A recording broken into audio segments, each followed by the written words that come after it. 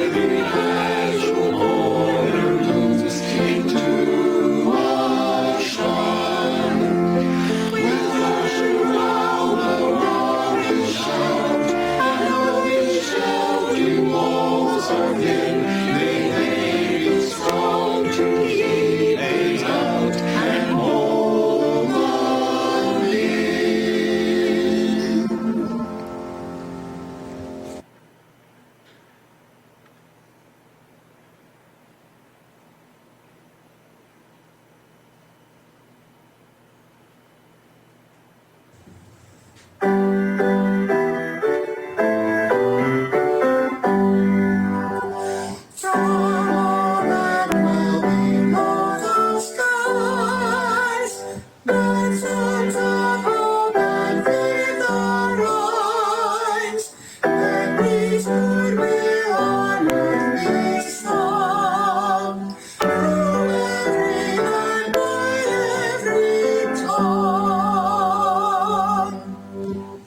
Love is the doctrine of this church.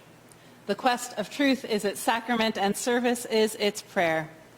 To dwell together in peace, to seek knowledge in freedom, to serve all life with compassion, to the end that all souls shall grow into harmony with the divine.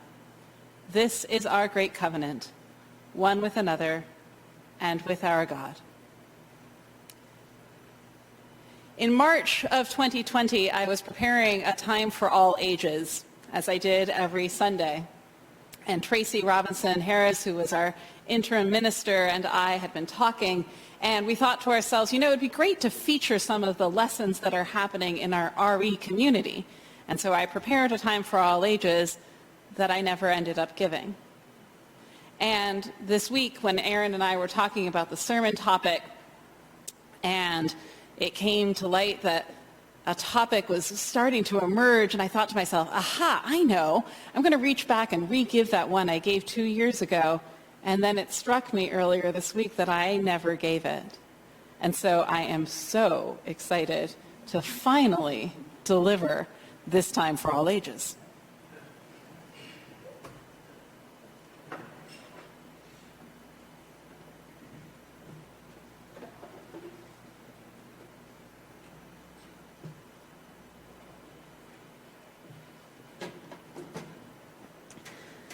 You may recognize my toolbox here.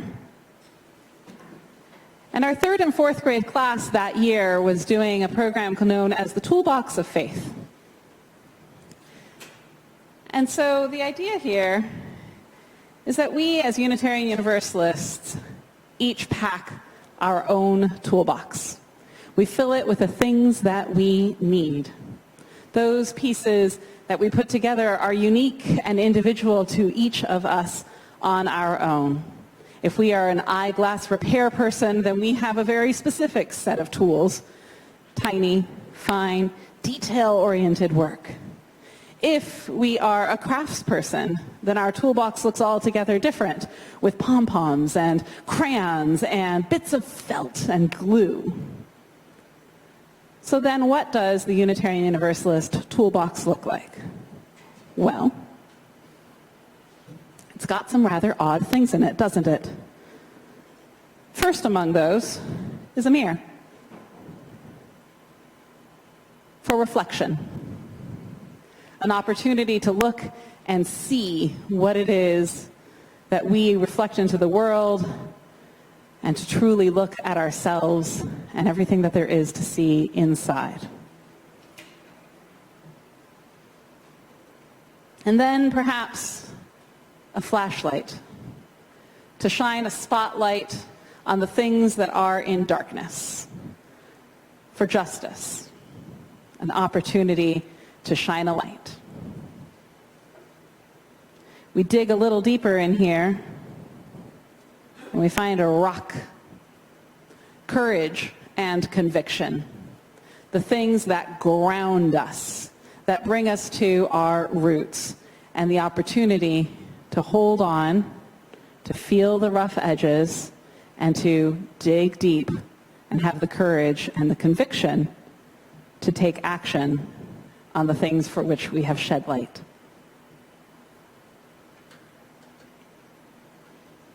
In my particular UU toolbox, I have a paintbrush for self-expression, for creativity, an opportunity for me to draw the world as I wish to see it. And then in here, I also have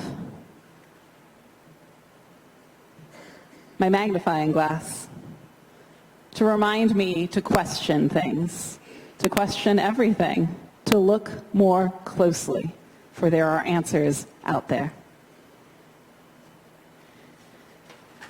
And then in here, I also find a bit of a tangle. That's what I find. And so these things will have to perhaps come out together. Oh, that's all right. I've untangled them. And the good news is that one of them is a piece of sandpaper for humor. Because sometimes we have to smooth out the rough edges of life, because it all comes at us so incredibly sharply. And so this piece of sandpaper reminds me that I can see the humor in things, even when they get a little tangled. More deeply in here, duct tape. It holds the world and the universe together, and there is a light side and a dark side for sure. But above all, it is flexible. It bends. It takes the shape that I need it to take, and it reminds me that sometimes I need to be a little flexible if I'm going to patch things up. In here, in my toolbox, I also have a level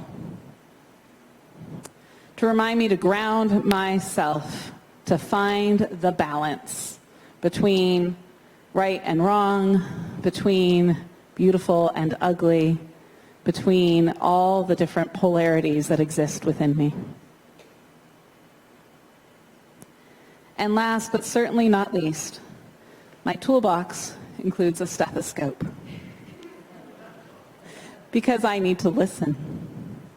I need to hear the heartbeat of not only myself, but those around me as well. And so as a Unitarian Universalist, deep listening and reflection, to shine a light on justice, to have the courage and conviction to hold true to my ideals and values, to remain flexible, creative, level-headed, and yes, have a sense of humor along it all.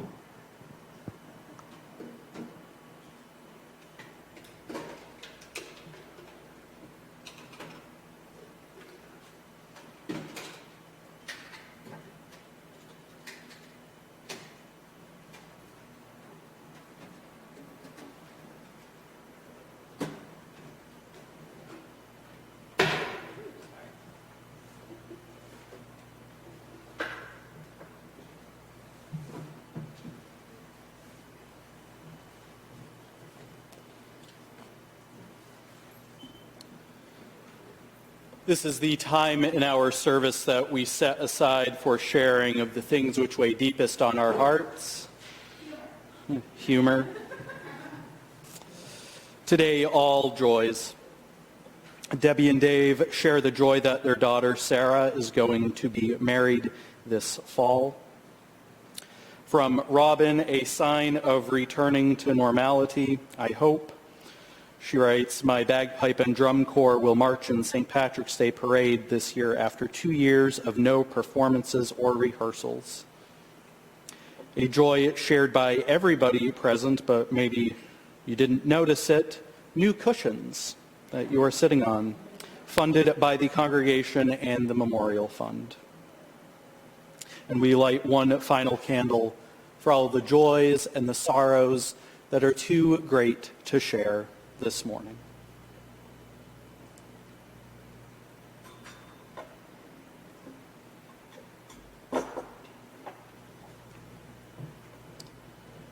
Take a moment to enter into a time for further contemplation.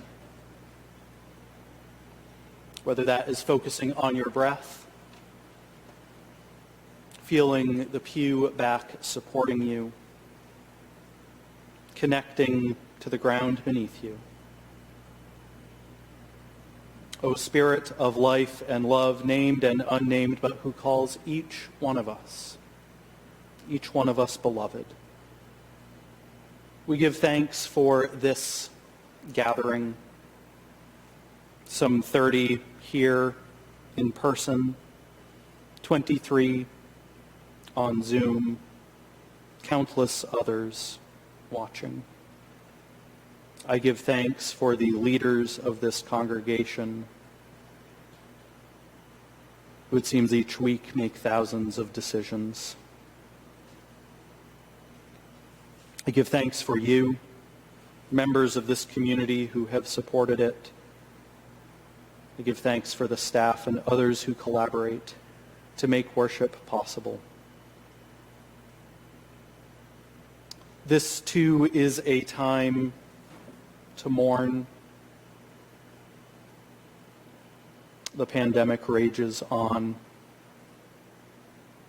There are those in our community who are ill or mourning the loss of a loved one, whether a day ago, a week ago, a month ago, or decades ago.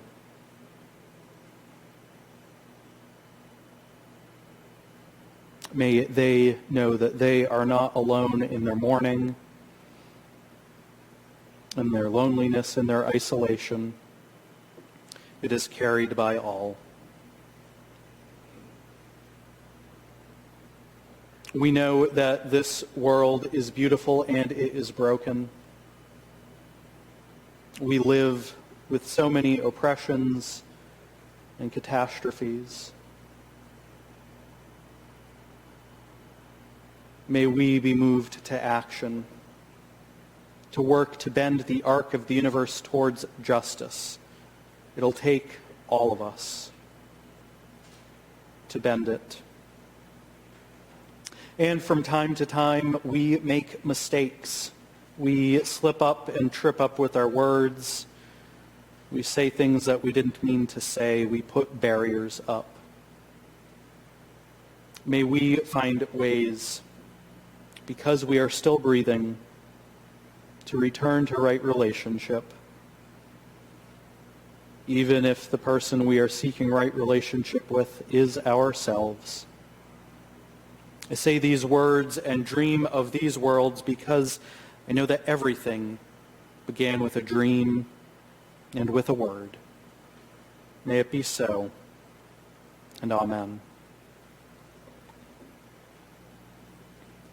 Let us now sit in a moment of quiet so that we might rest, pray the prayers of our own hearts, or you even have permission to do absolutely nothing for the next minute.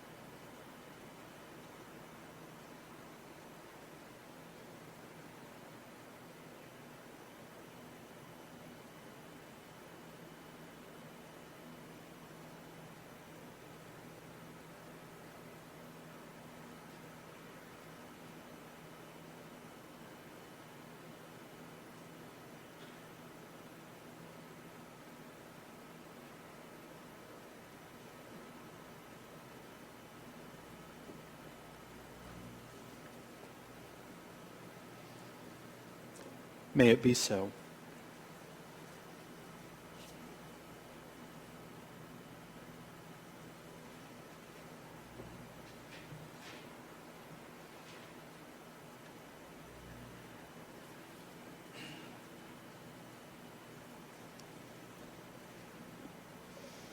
John Saxon writes, "A religious community is like a river formed from the many streams of our lives that meet and merge and flow to the sea. As members and friends of this religious community, we share our time and energy, our creativity, imagination, and vision, our talents, skills, and gifts, and the streams of our individual lives to create a river that is both deep and broad. A river that is made of many streams, sustains life, and refreshes the land through which it flows. But the river of this community also depends on our shared financial support that makes real our shared values and vision. We will now receive an offering for the support of this religious community and its work in the world. You are invited to give generously and joyfully as you are willing and able. those of you with us here in the meeting house can place your contributions in the collection plates at the entryway. Those at home can visit our website, uuframingham.org, and click on the Give Now link. Thank you for your generosity.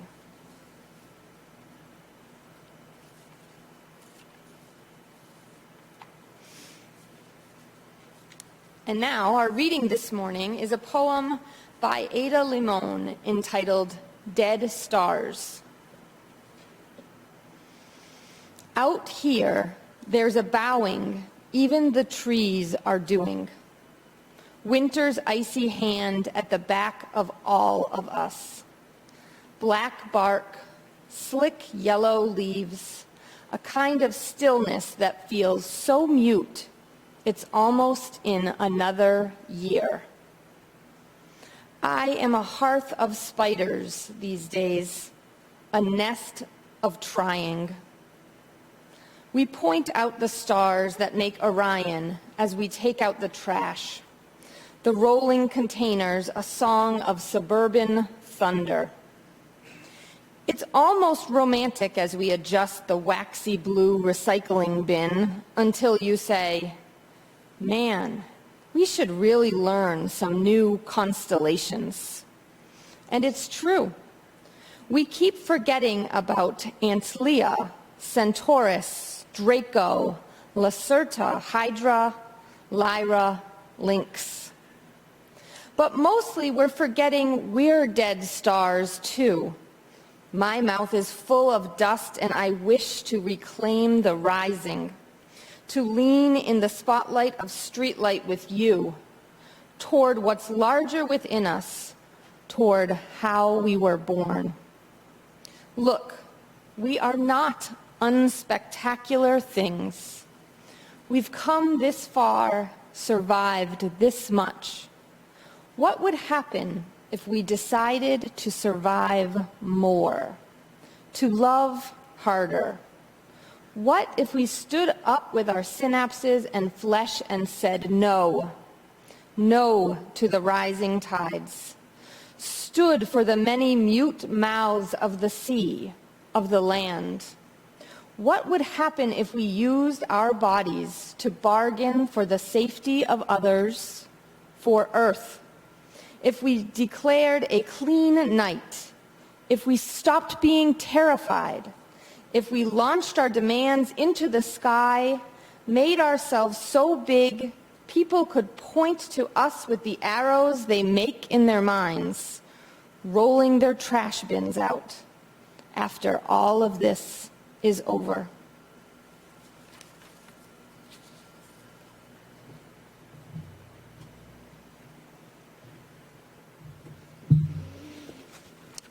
Well, this is taller than I thought.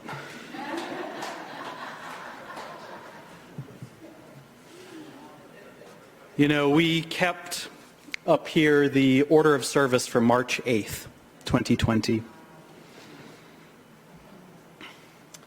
Good to have it as a reminder. After a trip or a sojourn away from where you live, it's good to feel like you are home. You arrive and it's time to do laundry. But before you do that, you put your comfortable slippers on, take time to check in with friends. Feels good to be home. You can come home again, but after a while away, home will have changed, and you will as well. That can be good news, and it can be bad news as well. What is home exactly? Is home a place? Is home a people? Thankfully, you do not have to choose. It's both of those. If home as is a place, why is home important? Home is important because place has memory. We do need to bring our universal decoder rings to it. And sadly or not, each one of our rings speaks a slightly different dialect. They're calibrated slightly differently.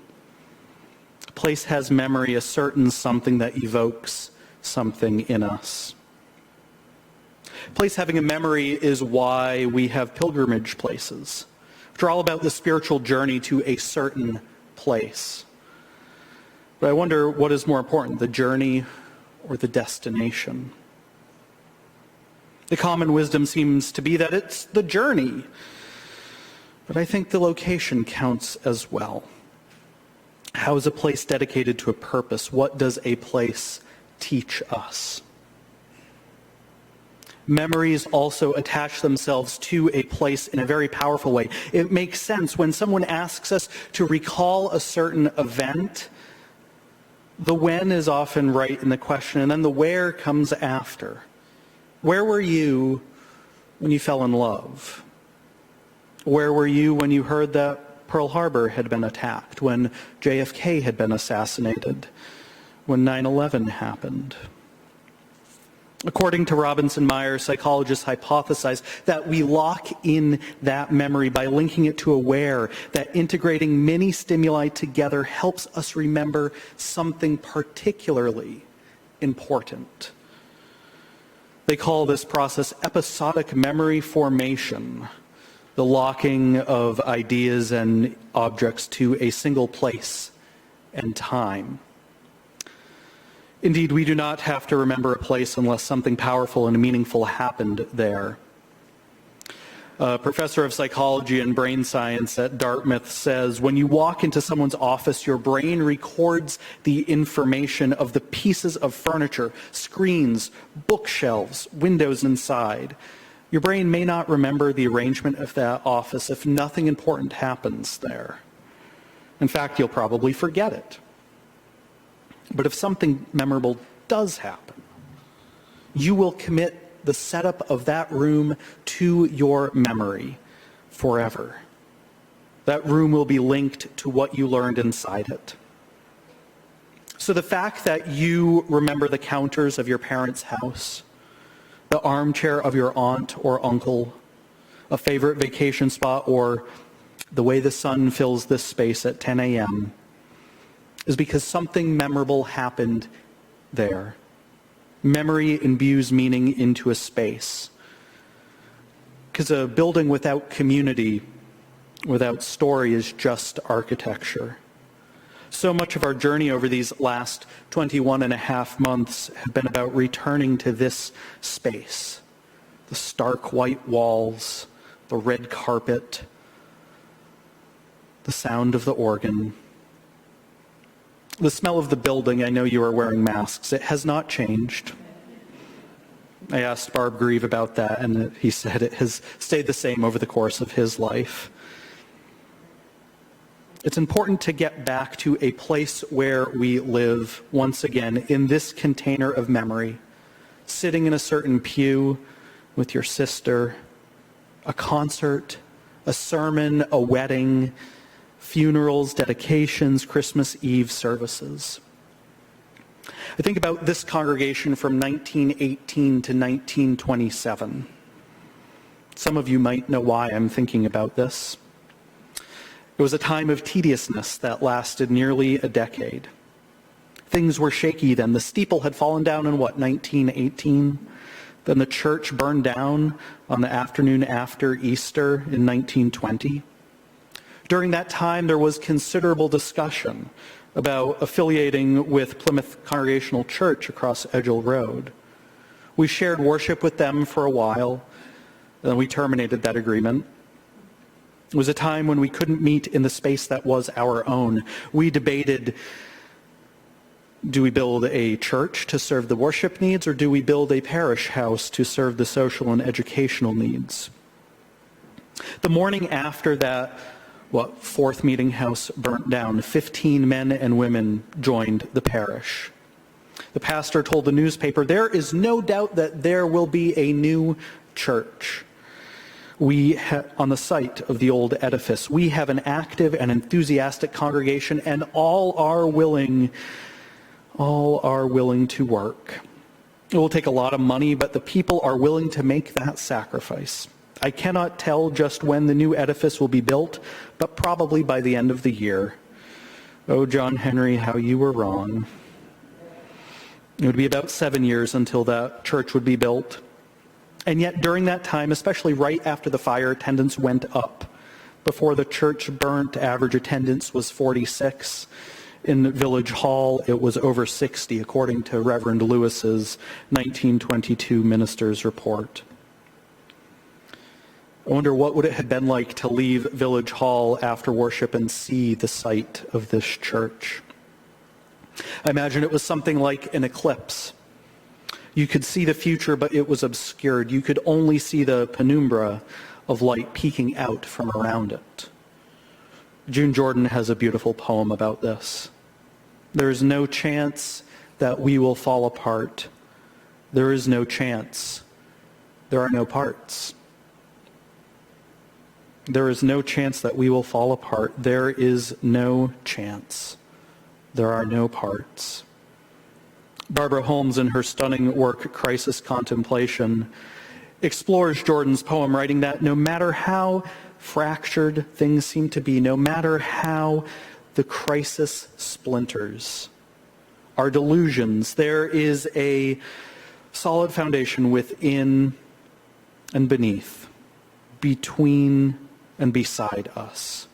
We can depend on the wholeness when it is experienced as a dark night of the soul for individuals or an eclipse of the ordinary for the community. When I was first starting here, I would often just come into the sanctuary to check my email. I'd just sit right there or on a chair. Sometimes just look up at the ceiling and imagine people in this space. You've probably been imagining the inside too, whether you are here or watching online. I think about the times I've looked at the sky or the ceiling to feel some sense of connection to something larger. I used to look at the stars more often. Didn't we all? Now the mercury vapor lamps and the LED bulbs outshine them, and I don't look up at the sky that much anymore. Forget when you learn about constellations, but at some point you learn how people use them to find their way. You learned how to identify them based on the shape that you can see from where you are, based on lines that people used to point out in the sky to tell stories and to find their way. And at some point, that myth of those shapes was shattered for me. This was a science project that I completed, I think, in 7th grade, where we constructed a box that had a hole on it on one side and a constellation on the other side. And then you added balls, cotton balls or aluminum foil balls, which represented the stars. You put them on string coming from that peephole, going all the way to the back. But then you placed the distance that the stars are from the earth. So when you looked in through the peephole, you saw the constellation as you always knew it was. But then you took the top off of the box and saw the actual distance that they were away from the earth.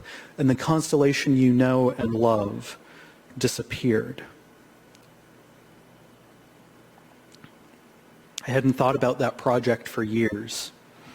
But after reading Ada Limon's poem, I'm reminded of it. It is a call to reconnect the stars and to tell new stories. Yes, the old constellations still have some uses, but it may be time to learn and tell some new stories and to honor new people. Those stars are still shining even during the day, even when the night is cloudy. Few people these days need to use stars for navigation.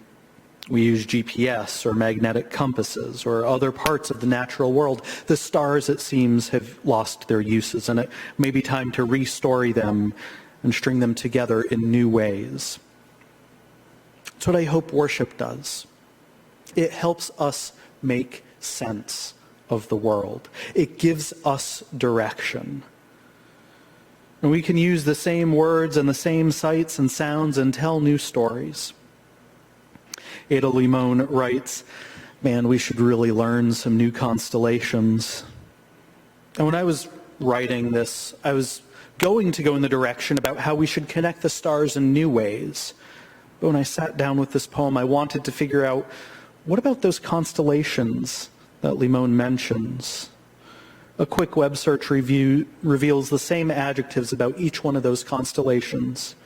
Inconspicuous, few bright stars, near the horizon, usually obscured. Perhaps worship also calls us to notice the things we don't often notice. Do you know the names and shapes of all those constellations? Would you be able to find them? Now, when I say worship, chances are you have some thoughts and associations with that word, especially in my own unique mix of New England, Texas, and Kansas accents. Those associations with worship might be positive or negative, a mixture of both. I grew up religiously unaffiliated, so I always thought and knew that worship isn't about worshiping God or Jesus or some other supernatural power. I always knew that worship was just an hour of words and singing in silence that was organized around a particular theme. At least that's what high school junior me would have said. Now, of course, this isn't to say that I haven't gone to some worship services that I didn't like, that did not include me. I certainly have. It would be wrong of me, though, to describe those services as not resonating deeply with me, because I was just one person and the service was not designed for me. It was designed and created by the people around me, the people who belonged to that congregation. For every person who feels comfortable with calling what we do worship, there are others where the term doesn't resonate. For each part of the service that someone loves, another part would just as soon skip. This isn't about performance. It isn't about liking something. It's thinking, do some parts of what we do here move me? It's not just arriving at the gas station with your tank on empty, waiting to be filled up on God or the divine. Though that's actually a fair description sometimes. It's about actually experiencing connection to something else. It's not about the act of what we do. It's about actual transformation. There are many definitions of the word worship. The purpose of worship is not to talk about the ineffable, my colleague, the Reverend Kendall Gibbons writes. The point is whether or not you can enact it. Enact it might not require talking about it.